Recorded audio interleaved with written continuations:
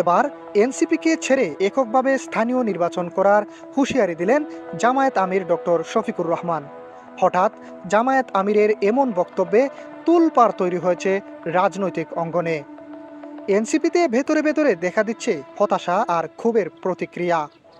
দর্শক, কেনই বা জামায়াত এমন কঠোর সিদ্ধান্ত নিয়েছে তা বিস্তারিত জানতে হলে চ্যানেলে লাইক এবং সাবস্ক্রাইব করে পুরো ভিডিও জুড়ে আমাদের সাথেই থাকুন। ভোট এবং জোটের রাজনীতি সম্পূর্ণ আলাদা। এখানে কেউ সুযোগ নিতে আসে, আবার কেউ সুযোগ ও ক্ষতি দুইটাই করতে আসে। এনসিপি এখানে দুটো সুযোগই নিতে এসেছে।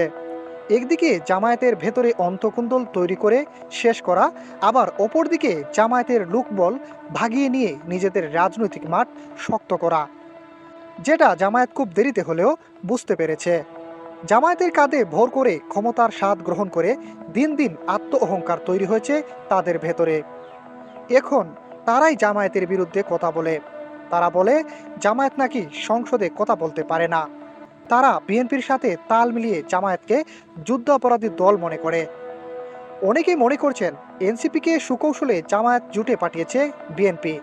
কারণ বিএনপি ক্ষমতায় আসার সাথে সাথেই এনসিপি নেতাদের অর্থ জালিয়াতি ও কিছু জায়গায় অনিয়ম ও দুর্নীতির মামলাগুলো একেবারেই ভ্যানিশ হয়ে যায়, যা বিশ্লেষকদের মনে গভীর চিন্তা এবং উদ্বেগ তৈরি করেছে।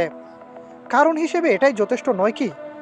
এনসিপির দু একজন নেতানেত্রী এমনও বলেন যে এনসিপির জনপ্রিয়তার জন্যই নাকি জামায়াত 68টি আসন পেয়েছে। তবে সবচেয়ে যে বিষয়টি জামায়াতকে বেশি কষ্ট দিয়েছে সেটা হলো জামায়াত দরদ দেখিয়ে সংরক্ষিত একটি নারী আসন এনসিপিকে ছেড়ে দেয়।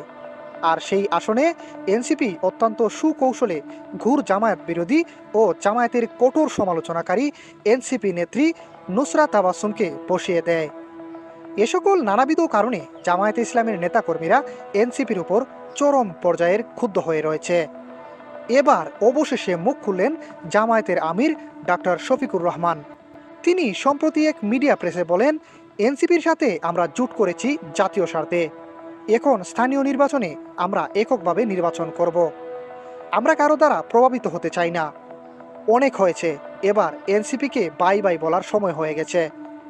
দর্শক, জামায়াতের জুটে না থেকে এককভাবে স্থানীয় নির্বাচন করার এমন সিদ্ধান্ত আপনি সমর্থন করেন কি? আপনার মূল্যবান মন্তব্য জানিয়ে দিন আমাদের কমেন্ট বক্সে।